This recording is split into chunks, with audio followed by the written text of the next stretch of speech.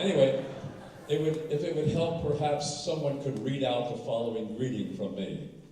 Hey, Beatle fans, I hope you will have a completely fab evening celebrating our first visit to Los Angeles. It was a fantastic time for us, and I still have many wonderful memories of the things that we got up to. It was great to play the Hollywood Bowl, even though our music was completely drowned out by the screams of our lovely fans. And many thanks to Bob Eubanks and to Terry Brown for organizing this special event.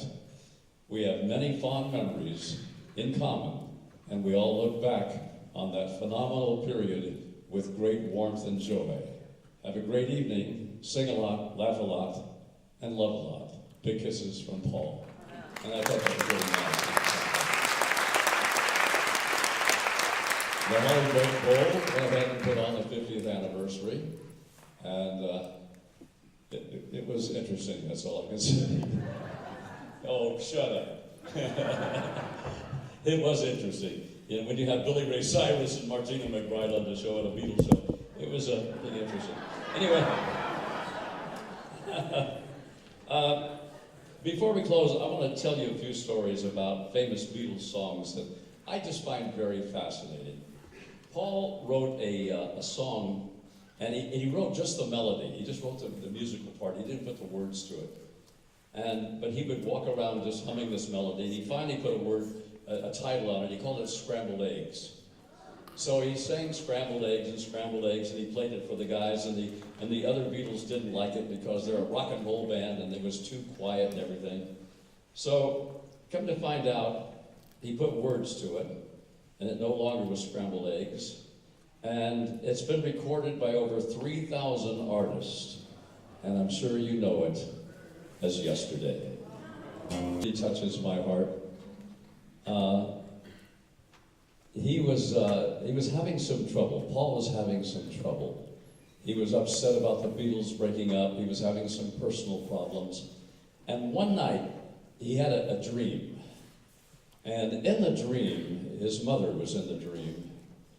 And he had lost her when he was only 14 years old of breast cancer. But this dream was very meaningful to him. And in the dream, she said, Paul, be gentle. Don't fight things. Go with the flow. And Paul, just let it be. Broke up and got a divorce. Their little son, Julian, was just so upset. And he and Paul were pretty close. So Paul was on his way over to the house to console little Julian. And on his way over, he kept singing, Jules, Jules, Jules. And by the time that he had gotten to the house, he had written, Hey Jude.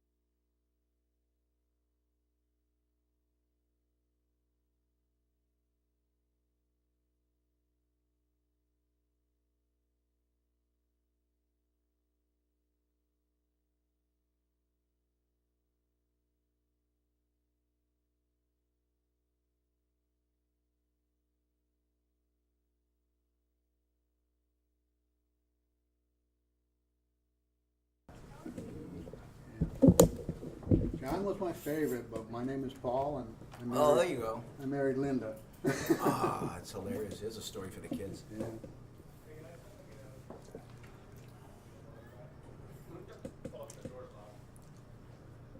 I was talking to this kid, and he was a big Paul McCartney fan, but he didn't really know about the Beatles that much.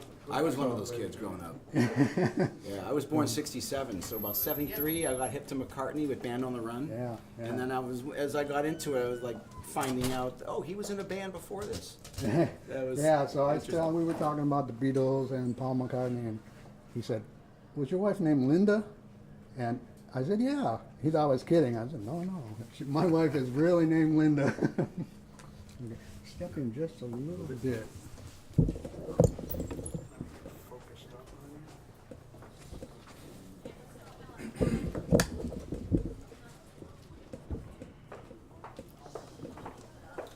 Okay, 1, 2. Would you like to give your real name or just John? No, I can give you my real name. Okay. You need me to spell it? Yeah. Name is Howard Patto. Howard spelled the usual way. Patto, P-A-T-T-O-W. And I play John.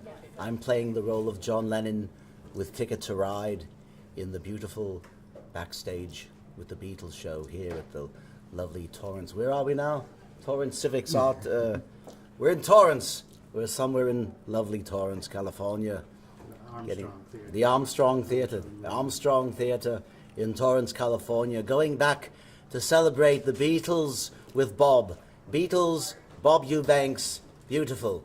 Can't wait to get out there and share all the wonderful memories. You know, Bob's got some of the greatest stories about the Beatles coming to the Hollywood Bowl that you're ever going to hear anyone tell, because he was there. He was really there, you know. He's not making it up. It's all real. He was there, eyewitness and all that, you know. It's great. How long have you been, the band been together? This band's been together for quite a few years, quite longer than the Beatles, actually. And I've had the good fortune of working with all of these guys over the years for at least 10 years, if not maybe more. And how did you get involved with Bob Eubanks?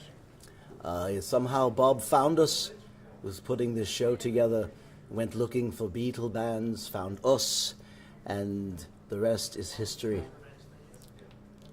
Okay, Beatles are such an iconic band, and what's it like to tribute to them?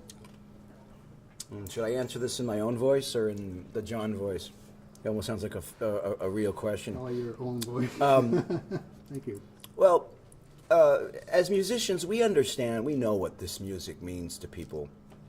Beatles music for a lot of people it's the holy grail of rock and roll, and it means more than just music that you grew up with. There's almost a religious affection for Beatles music and the Beatles as people and as pop culture figures, what they represented in people's lives, their childhood, their growing up, their moving into their adult lives. The Beatles kind of held their hand as they grew up, and for us to perform these songs, it's an honor, and we know that for a lot of people, we're reminding them of specific milestones in their lives.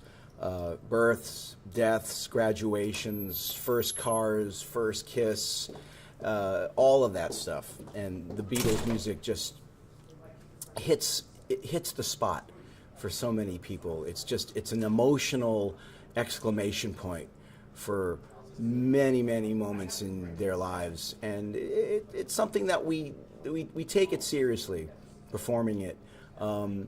Most of the musicians that do Beatles tributes are very aware of how much this music means to people.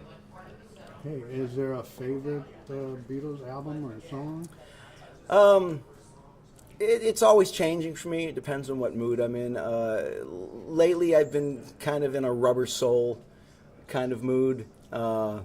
Still think that In My Life is possibly the high water mark for John, especially in that period when he was really all of them were really getting into writing. They were moving into that next level, very influenced by Bob Dylan, writing songs that were vulnerable and confessionalist. It was the beginning of all of that singer-songwriter, let me bleed my soul onto the microphone so that you can relate to my pain. It was the beginning of all that stuff, and John was just so very good at that.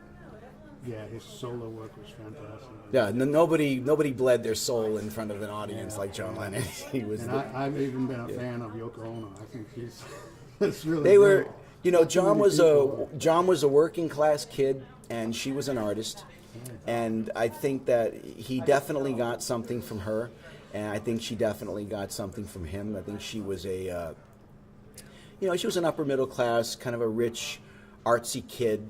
And she met this working class, this scruffy pop star.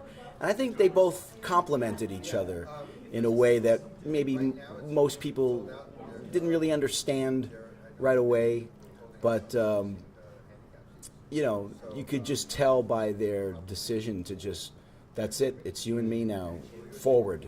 That was just something that was not going to be stopped. It didn't really matter what anybody said. Yeah, great. Can you use any of this, we can I'm use just some of shooting it. from the hip, I'm just shooting from the hip.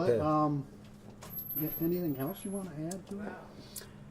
What do you need in terms of like No, promotion? just anything that comes to your mind. If not, that's okay. No, I'm sort of drawing a blank. It's a wonderful show. You won't be disappointed. Come hear some wonderful stories. You'll probably learn something, one thing or two that you didn't know before about the Beatles. And, the music is great. The memories are great. Bob's stories are absolutely fantastic. Come on down and check it out. Okay. A splendid time is guaranteed for all. There I'm you looking are. forward to it too. Well, thank you very Yeah. much, so are we. Thank you. Thank you very much. Yeah. Peace out. I saw Paul McCartney at the Dodger Stadium last year. Fantastic show. He's like what, 70 something. Yeah. He's got a great band. Yeah. The band that he's got right now, Fireworks those and guys. Yeah. Abe Laboriel Jr. playing drums, plays with his whole body. Just fantastic band. Brian and Rusty and all those guys. All right. Thank you. Thank you. Well, that ate up about 5 minutes.